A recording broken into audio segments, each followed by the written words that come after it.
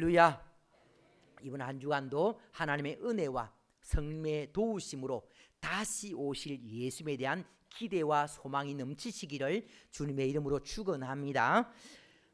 이런 이야기가 있습니다. 아주 극심한 기근으로 고생하던 한 마을이 있었는데, 이제 기근 때문에 살기 위해서 이 마을 주민들이 근처에 있던 수도원으로 가게 되었다는 겁니다. 수도원으로 가서 도움을 구하는데, 이제 마을 사람들이 수도원으로 왔으니까 수도원에 있던 수도사들이 이제 마을 사람들과 함께 먹기 위해서 마을 사람들을 배려해서 식사량을 반으로 줄였다 그럽니다. 네. 우리 교회도 자율배식을 하는데 수도원에도 자율배식을 하니까 이제 반 줄여서 이렇게 식사를 이렇게 듣다 그럽니다. 근데 유독 한 수도사는 이제 보니까 밥을 한 그릇 다 먹더라는 거죠. 그래서 다른 수도사들이 속으로 저 수도사는 참 양심도 없다, 이렇게 다른 사람 다 반으로 줄이는데 자기 혼자 밥 한 그릇 다 먹는다, 이렇게 생각을 했답니다. 세월이 지나서 모두 이제 죽어서 천국에 갔는데, 천국 가서 보니까 다른 사람, 마을 사람들을 배려하지 않고 혼자 밥 한 그릇 다 먹었던 그 수도사도 천국에 와 있더라는 거죠. 그러면서 깜짝 놀랐다는 겁니다. 천국 가면은 놀랄 일이 세 가지 있다지 않습니까? 하나는 천국같이 아름다운 곳에 자기가 와 있다는 것이 너무너무 놀랍고, 또 하나는 다른 사람은 천국 못 가도 그 사람은 반드시 천국 올 거라고 생각을 했는데 가서 아무리 찾아도 봐도 없는 것 때문에 놀라고, 또 하나는 다른 사람은 다 천국 가도 딱 그 사람만큼은 절대로 천국 못 간다라고 생각을 했는데 가보니까 그 사람이 있는 것 때문에 놀랍고, 다른 수도사들이 그 수도사는 천국 못 갈 줄 알았습니다. 근데 천국에 가 있으니까 너무너무 놀랐다는 거죠. 천사에게 물어봤답니다. 저 수도사는 마을 사람들에 대한 배려도 없었는데 어떻게 해서 천국에 오게 되었냐고. 그렇게 물었더니 이제 천사가 한 말이, 저 수도사는 평소에 밥을 두 그릇 먹는데 마을 사람들 배려해서 한 그릇만 먹느라 고생 많았습니다 라고 얘기를 했다는 거죠. 자, 여러분들, 이 이야기처럼 다른 사람을 이해한다는 것이 결코 쉽지는 않습니다. 우리 살아오면서 경험하지 않습니까? 왜 다른 사람을 이해하지 못하는가 하면은 늘 내 기준으로 다른 사람을 평가하고 판단하거든요. 때문에 이해가 안 되는 거죠. 삶의 자리가 우리 이 진동 지역의 삶의 자리와 또 수도권의 삶의 자리가 다른 겁니다. 진동 사람들이 수도권에 있는 사람들을 이해하려고 하면은 참 이해가 쉽지 않고요. 수도권 사람들이 우리 진동 사람들을 이해하려고 하면은 또 이해하기도 쉽지가 않는 거죠. 삶의 자리가 다르니까. 제대로 이해하기 위해서 필요한 것이 무엇인가 하면은 그 삶의 자리로 들어가 봐야 되는 거죠.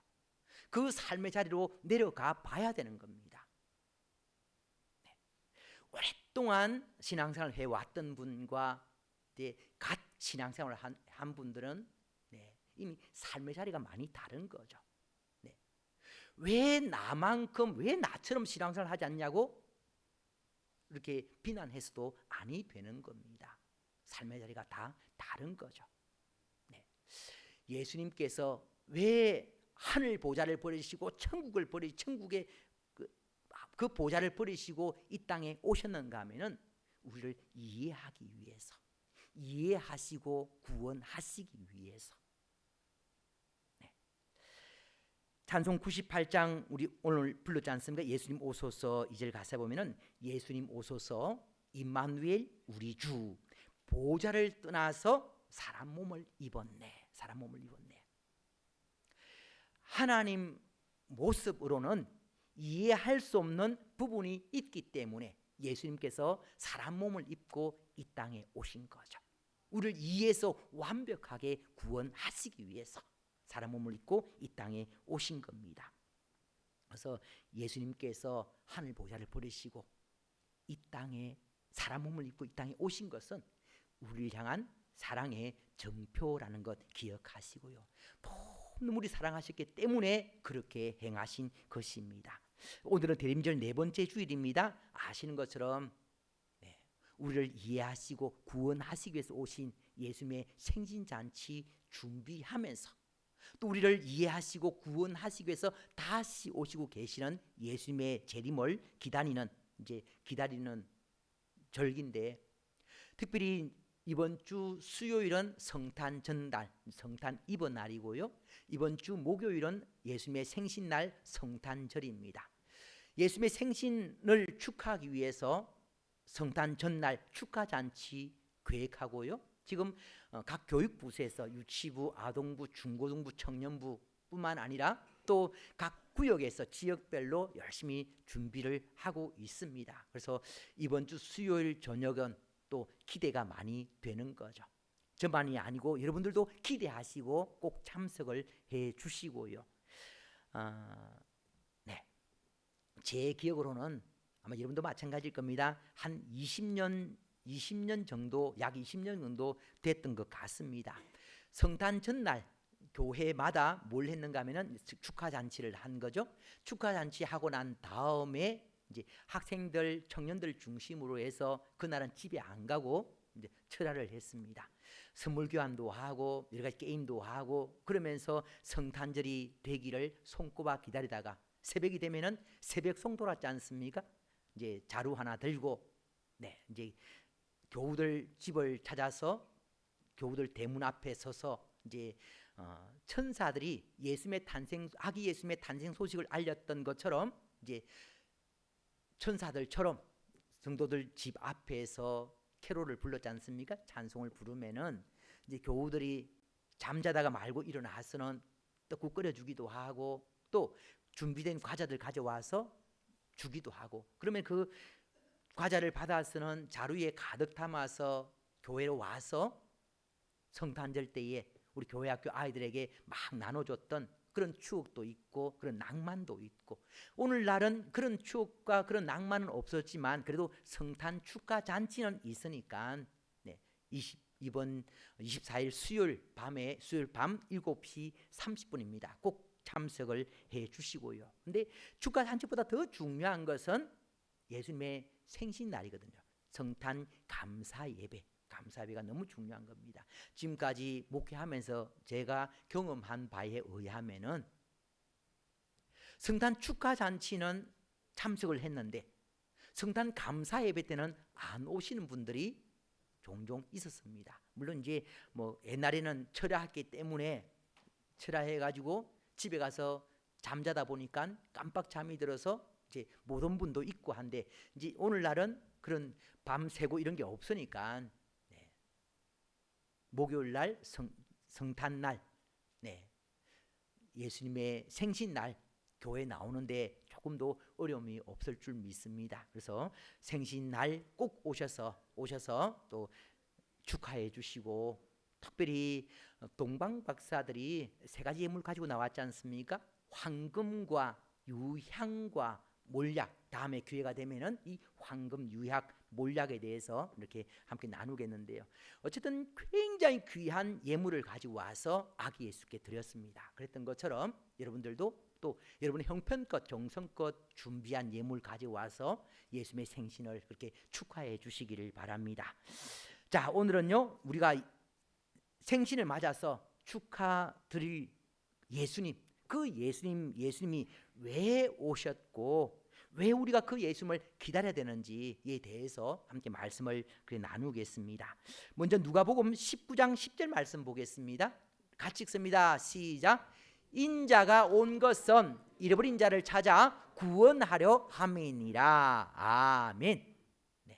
인자가 누굽니까? 인자 예수님께서 온 것은 왜 오시다 그랬습니까? 잃어버린 자를 찾아 구원하려 함이니라. 잃어버린 자를 찾아서 구원하기 위해서라는 거죠. 원래는 하나님의 자녀였는데, 하나님의 백성이었는데 마귀에게 속아서 죄를 지음으로 말미암아 하나님 백성에서 벗어난 거죠. 이런 잃어버린 자를 찾아서 구원하기 위해서 예수님께서 오셨다 말씀하고 있습니다. 잃어버린 자를 찾아서 구원하기 위해서 예수님께서 하신 일 중에 가장 중요한 일, 가장 먼저 하신 일, 그 일이 무엇인가 하면은 회복시키시는 일이라는 거죠. 회복시키셔서 구원하셨습니다. 이번 주 토요일에 우리 정길순 지사님, 우리 장녀 박은혜 청년이 결혼식이 있습니다. 우리 성경에도 또 결혼식에 대한 기록이 나와 있거든요. 요한복음 2장에 보면은 갈릴리 가나의 혼인잔치에 예수님께서 물로 포도주를 만들어 주신 사건이 기록되고 있습니다. 잘 아시는 내용이지 않습니까? 혼인잔치에 포도주가 떨어져서 예수님께서 그 집에 물로 포도주를 만들어 주셨다는 것, 여기는 굉장한 의미가 있습니다. 이스라엘 결혼 문화와 우리나라 결혼 문화가 조금 다릅니다.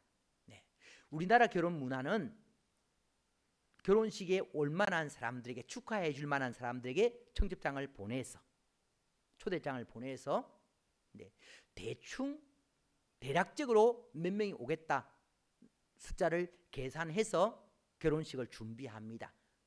식당에서 또는 예식장에서 몇 명분 이렇게 주문을 하는데, 근데 이스라엘에서는요 확실하게 올 건지 말 건지를 확인을 받습니다. 오겠다는 사람을 기준으로 해서 음식을 준비하기 때문에 이스라엘에서는 음식이 모자랄 일이 없는 거죠.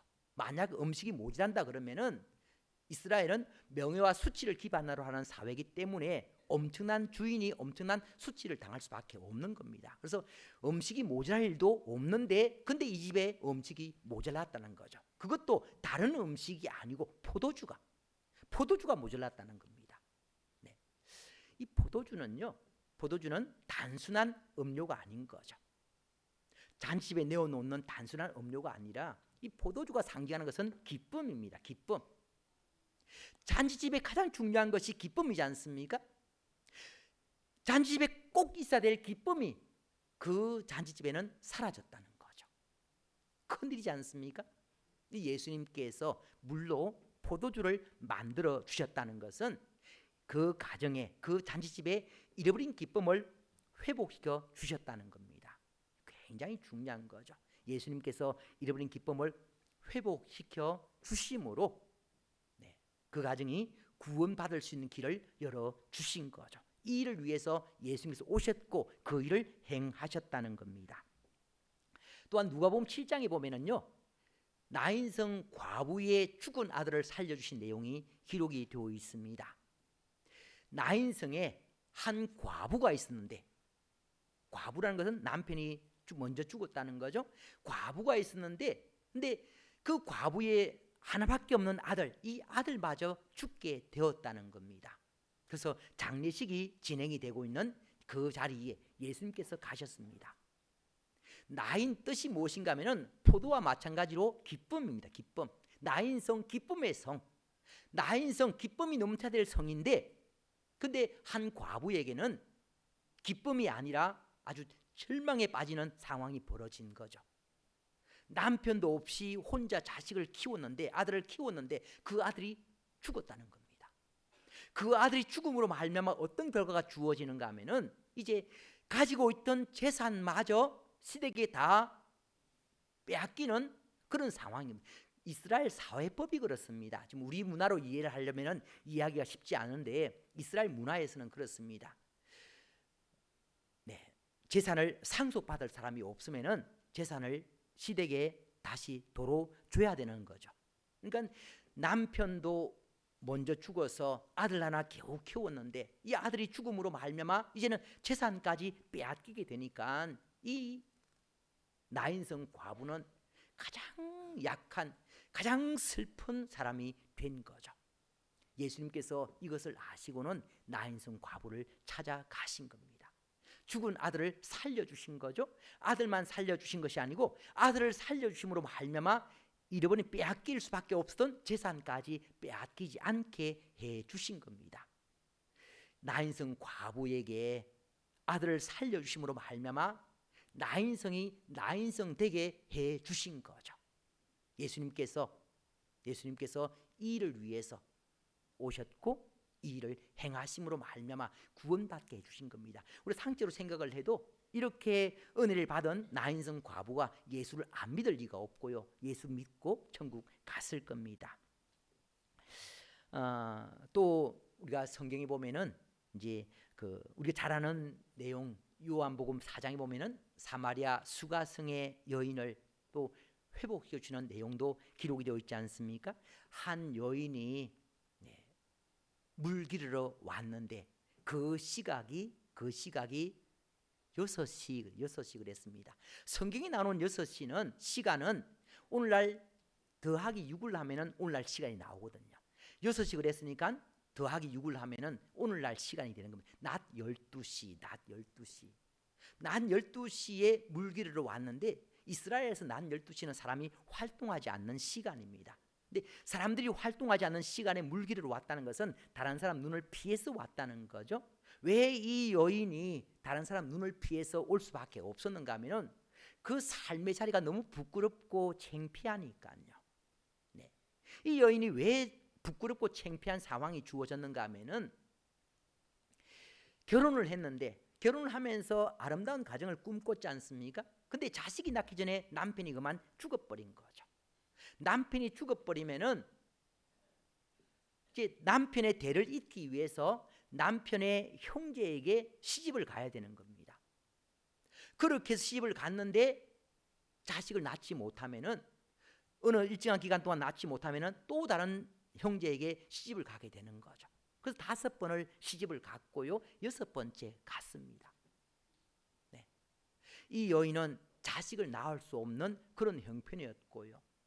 때문에 물론 사회법에 의해서 계대법이라는 그런 사회법에 의해서 어쩔 수 없이 계속해서 다른 사람들에게 시집을 가는 그런 상황이지만 한 여인으로서는 너무너무 부끄럽고 창피한 겁니다. 그래서 다른 사람들 앞에 당당하게 나서지 못하고 사람들이 없는 시간에 물 기르러 오게 된 거죠. 예수님께서 이 여인을 구원하기 위해서 그 시간에 딱 시간 맞추어서 그곳에 가서 이 여인을 만나서 회복해 주셨습니다. 이 여인이 예수 만나 난 다음에 회복되고 난 다음에 어떤 결과가 주어졌는가 하면은 요한복음 4장 28절 29절입니다. 요한복음 4장 28절 29절 같이 읽습니다. 시작. 여자가 물동이를 버려두고 동네로 들어가서 사람들에게 이르되 내가 행한 모든 일을 내게 말한 사람을 와서 보라. 이는 그리스도가 아니냐 하니. 자, 조금 전에 말씀드렸죠. 이 여인이 원래는 사람들 눈을 피해서 아무도 없는 시간에 물기를 오는 사람입니다. 다른 사람 만나는 것을 두려워했던 사람입니다. 그랬던 사람이 지금 많은 사람들 앞에서 당당하게 나서고 있는 거죠. 이 모습을 통해서 이 여인이 회복되었음을 알 수가 있는 겁니다. 이 여인이 예수를 믿고 구원받을 수밖에 없는 거죠. 또 하나 오늘 본문의 삭개오입니다. 이 삭개오, 예수님께서 삭개오를 찾아가셨는데 그냥 전도 여행을 하다가 우연히 간 것이 아니고 일부러 삭개오를 찾아갔습니다. 그렇게 찾아가셔서 삭개오를 구원하시는데 누가복음 19장 10절입니다. 누가복음 19장 10절 말씀 같이 읽습니다. 시작. 인자가 온 것은 잃어버린 자를 찾아 구원하려 함이니라. 아멘. 자, 예수님께서 오신 것은 삭개오 같은 잃어버린 자를 찾아서 구원하기 위해서다 말씀하고 있습니다. 삭개오가 어떤 사람인가 하면은 누가복음 19장 2절 3절입니다. 같이 읽습니다. 시작. 삭개오라 이름하는 자가 있으니 세리장이요 또한 부자라. 그가 예수께서 어떠한 사람인가 하여 보고자 하되 키가 작고 사람이 많아 할 수 없어. 아멘. 말씀 보십시오. 삭개오라 이름하는 자가 있으니 세리장이요. 삭개오의 직업은 세리. 그 또한 부자라. 형편은 이제 부자고요. 그가 예수께서 어떠한 사람인가 하여 보고자 하되 키가 작고 외모는 키가 작았다는 겁니다. 키가 작았다. 이란 삭개오, 누가복음 19장 7절 말씀 보겠습니다. 자, 무사람이 보고 수군거려 이르되 저가 죄인의 집에 유하러 들어갔도다 하더라. 분명 삭개오는 세리장이고 부자고 키가 작았다 그랬는데 사람들이 그를 가리켜서 죄인이라고 수군거렸다는 거죠. 죄인이라고. 왜 이 삭개오를 죄인이라고 수군거렸는가 하면은 당시 세리는 로마의 빌부터 사는, 로마 제국의 빌부터 사는 매국노로 생각을 했습니다. 당시 이스라엘이 로마의 지배를 받고 있었고요. 로마 제국이 이스라엘에 세금을 거두는데 그 역할을 한 사람이 세리들이었다는 거죠. 세리들이 세금을 거둘 때에 늘 자기도 먹고 살기 위해서 정부의 로마 제국에서 정한 세금보다 더 많은 세금을 거두어서 로마 제국에 바칠 거는 바치고 나머지는 자기가 가로챈 겁니다. 세리들이 가로챈 거죠. 그러니까 때문에 도둑이라고 생각을 했고 또 로마 제국에 빌부터 사는 사람이라고 그러니까 매국노로 생각을 한 겁니다. 그러니까 죄인 취급 받게 되는 거죠. 그 마을에 예수님께서 찾아오셨습니다. 예수님이 당시에 굉장히 유명하니까 예수님 보고 싶어서 많은 사람들이 몰려들었고요. 삭개오도 예수님 보고 싶었습니다. 삭개오가 예수님 보고 싶어서 예수님 오신다는 곳에 갔더니 예수님을 볼 수가 없는 거죠. 사람들이 많아서 이렇게 뒤에 서 있는데 키가 크면은 볼 수 있겠지만 뒤에서도 볼 수 있겠지만 키가 작으니까 도저히 볼 수가 없는 거죠. 다른 사람들이 길을 좀 열어주면 좋겠는데 길을 열어주지 않습니다. 다른 사람들은 삭개오를 죄인 취급했기 때문에 삭개오에게 길을 열어주지 않는 거죠. 삭개오가 예수님 만날 길이 없습니다. 예수님 만날 방법이 없습니다.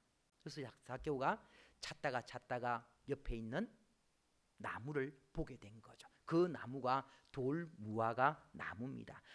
누가복음 19장 4절 말씀에 앞으로 달려가서 보기 위하여 돌무화과 나무에 올라가니, 돌무화과 나무에 올라가니. 개역 한글판에서는 뽕나무로 기록되어 있습니다.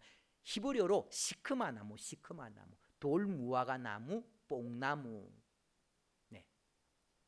교회 학교 노래 중에 그런 노래가 있습니다. 은금 뽕나무 위에 키 작은 삭개오, 예수님이 부르셨어요 외로운 삭개오. 또 다른 찬양에는 보고 싶어 예수님 얼굴, 그렇지만 키가 작아 보이지 않아. 삭개오는 예수님을 평소에도 다른 사람들에게 왕따를 많이 당했습니다. 키가 작다는 이유로 또 세리라는 이유로 왕따를 참 많이 당했는데 이런 삭개오니까 늘 외롭게 살아왔고요. 죄인의 친구가 되어주신다는 예수님께서 오시니까 보고 싶었지만 볼 수가 없었습니다. 포기할 수밖에 없는 상황이지만 삭개오는 포기하지 않은 거죠. 그 형편 가운데서 예수를 만날 방법이 없나 찾아보다가 나무를 발견하고 그 나무에 올라가서 예수님을 보게 되는데 그 나무, 히브리어로 시크만 나무, 돌무화과 나무, 뽕나무, 그 나무가 상징하는 것이 무엇인가 하면 회복입니다. 회복해야 될 삭개오가 회복의 나무에 올라갔습니다. 회복될 것이라는 것을 알 수 있는 거죠. 그 나무 위에서 예수를 만남으로 말미암아 삭개오가 회복이 되었습니다. 회복된 삭개오의 모습이 누가복음 19장 8절 말씀입니다. 삭개오가 서서 주께 여짜오되 주여 보시옵소서, 내 소유의 절반을 가난한 자들에게 주게 사오며 만일 누구의 것을 속여 빼앗은 일이 있으면 뇌갑절이나 갚겠나이다. 지금까지 많은 사람들을 세리로서 착복을 했지만 이제는 그 빼앗은 것을 다 나눠줄 것이고 앞으로는 그렇게 빼앗는 삶을 살지 않겠습니다 라고 하고 있는 거죠. 회복된 삭개오의 모습을 볼 수가 있는 겁니다. 예수 믿는 사람들은 이래 되는 거죠. 예수 믿기 전에는 온갖 죄를 저질렀지만 예수 믿고 난 다음에는 달라져야 된다는 거죠. 예수 믿는 사람다운 삶을 살기를 원하시는 겁니다. 그런 삶을 살아야 되는 거죠. 대림절 네 번째 주일을 보내고 있는데요. 예수님께서 오신 이유, 예수님께서 오신 이유, 징계하기 위해서 심판하기 위해서가 아닙니다. 만약 징계하기 위해서 심판하기 위해서 예수님께서 다시 오신다 그러면은 예수님 제발 좀 오지 마십시오. 천천히 오십시오. 그렇게 해야 맞을 것 같습니다. 그런데 예수님께서는 징계하시고 심판하기 위해서가 아니라 회복시키시고 구원하기 위해서 오시거든요. 때문에 마라나타라고 자신 있게 외칠 수가 있는 거죠. 그리고 사실 조금 전에 말씀을 나누었던 그 사마리아 수가성 여인, 또 나인성 과부, 또 갈릴리 가나의 혼인잔치 주인, 다 마찬가지로 여러 가지 부족함이 많은 사람들이었습니다. 그런 사람들에게 예수님께서 책망하지 않으신 거죠. 그냥 안아주시고 회복해 주시고 그래서 구원받게 해주셨습니다. 우리의 형편을 예수님께서 모르실까요? 아무리 봐도 오랫동안 모태신앙을 가진 분도 계시고, 오랫동안 어릴 때부터 신앙생활을 해오셔서 오랫동안 신앙생활을 해보신 분도 계시고, 교회 중직을 맡은 분도 계시고, 그렇지만 돌아보면은 여전히 부끄럽고 죄송한 그런 삶의 자리지 않습니까? 그런 삶의 자리를 예수님께서 책망하시기 위해서 오시는 것이 아니라는 거죠. 우리의 부족함을 아시고 예수님께서는 회복시켜 주시기 위해서 오신다는 거죠. 때문에 누구나 마라나타라고 자신 있게 외쳐야 되는 거죠. 그렇다고 해서 내 마음대로 죄 지으면서 살다가 마라나타 외치는 것이 아닌 거죠. 예수 믿는 사람다운 삶을 살려고, 나름 그런 삶을 살려고 애를 쓰는 중에 예수님 다시 오실 예수님 만나는 것이 부끄럽고 창피하지만 그래도 회복시켜 주실 것을 기대하면서 마라나타라고, 아멘 주 예수여 어서 오시옵소서라고 외쳐야 되는 거죠. 자, 여러분들 다른 사람을 여러분의 삶의 자리로 이해하고 판단하려고 하면 안 됩니다. 그 사람의 자리에서 이해하고 판단하려고 애를 써야 되는 거죠. 그래서 다른 사람을 쉽게 평가하고 쉽게 판단하고 쉽게 정죄하면 아니 되는 겁니다. 자, 예수님께서 친히 우리를 이해하시고 구원하시기 위해서 인간의 몸으로 오셨습니다. 여러분들도 그 사람의 입장에 되어 보려고 애를 쓰셔야 되고요. 그 사람의 자리에 내려가 보려고 애를 쓰셔야 되고, 그래서 이해하시고 도우시려고 애를 쓰셔야 되는 겁니다. 우리의 삶의 자리에 개인적인 회복이 필요한 분도 있고, 또 가정의 회복이 필요한 분도 있고, 회복이 필요한 분들이 많이 있습니다. 그 일을 회복시키기 위해서 예수님이 지금 오고 계시는 거죠. 그래서 예수님께서 언제 오시더라도 맞이할 수 있도록 맞을 준비 잘 하시고, 회복뿐만 아니라 가장 중요한 회복은 하나님나라에 들어가는 거지 않습니까? 그래서 회복의 은혜를 누리셔서 천국에 들어가는 복을 누리는 여러분 되시기를 주님의 이름으로 축원합니다. 이를 위해서 여러분들 주어진 형편 핑계대지 마시고요. 각자 주어진 형편이 다 다르지만 삭개오가 주어진 형편 핑계대고 나무에 올라가지 않았다 생각해 보십시오. 예수님 못 만나는 거죠. 예수님 나는 키가 작아서 못 만납니다. 다른 사람들이 길을 안 열어줘서 나는 못 만납니다. 그렇게 핑계대면 아니 되는 거죠.